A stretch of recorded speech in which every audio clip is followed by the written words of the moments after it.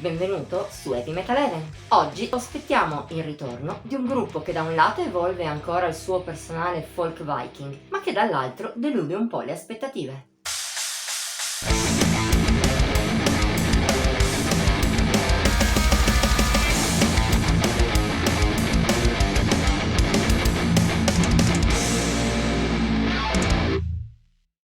Anno 2018. Il duo tedesco Ash of Ashes se ne esce con Down the White Waters, esordio assoluto che abbiamo lodato molto all'epoca della vecchia webzine.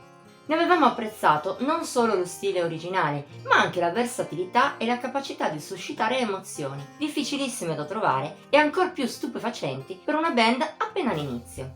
Per questo, nonostante qualche sbavatura, noi ne rimanemmo incantati. Non solo sfiorava il capolavoro, ma prometteva molto bene per il futuro. È per questo che, qualche mese fa, abbiamo accettato con entusiasmo di recensire Traces, secondo album degli Ash of Ashes. Uscito quasi 4 anni dopo il precedente, su di esso avevamo alte aspettative che sono state rispettate, ma solo in parte. Purtroppo, in questo nuovo lavoro, i tedeschi spostano il loro focus stilistico e compositivo in una maniera non troppo riuscita. La volontà di andare oltre l'esordio, di fare di più, è evidente fin dal titolo di Beyond White Waters, lunghissimo intro, già parecchio epico, che mantiene più o meno la formula stilistica passata. L'evoluzione è rivelata poi dalla opener Under the Midnight Sun. Mostra una struttura più complessa e soprattutto influssi black più pervasivi, tra riff taglienti e il blast beat che a tratti parte in fuga. Sono uniti con la base dell'album precedente, un folk viking metal scarno e minimale, presente in gran parte delle melodie, mai così variegate. Il risultato è un suono sì più sfaccettato, ma che al tempo stesso non sembra sempre funzionare del tutto. Lo dimostra già a pieno questa apertura.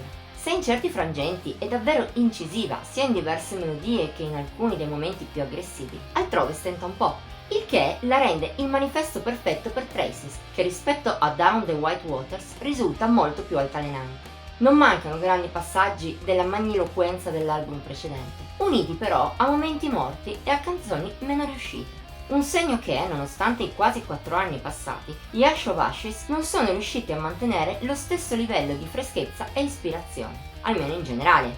Per fortuna, il disco riesce lo stesso a non sprofondare del tutto, tra una media discreta e qualche fiammata ottima.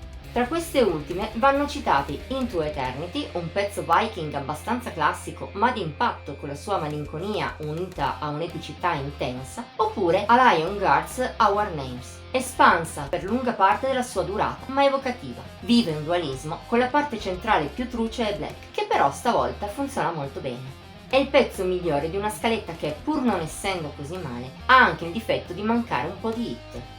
Per concludere, da un lato è vero che Traces è un album buono, almeno un gradino sopra la media. Dall'altro però, chi ha scritto questa recensione si aspettava parecchio di più dagli Ash of Ashes. Per cui rimane un rammarico. Visto che molte canzoni hanno spunti interessanti, purtroppo non sviluppati nella giusta maniera, c'erano le basi per un album che eguagliasse, o quasi, Down the White Waters. Così non è stato, anzi. Questo per i tedeschi è un passo indietro. Se ti piacciono folk e viking metal, noi te lo consigliamo lo stesso.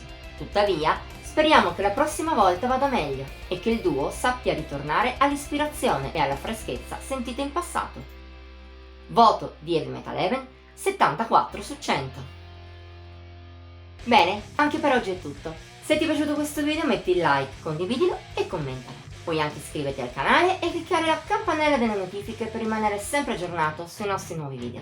Ti invitiamo inoltre a seguirci su Facebook, Instagram e Pinterest. Trovi i link in descrizione qui sotto. Ci vediamo la prossima volta!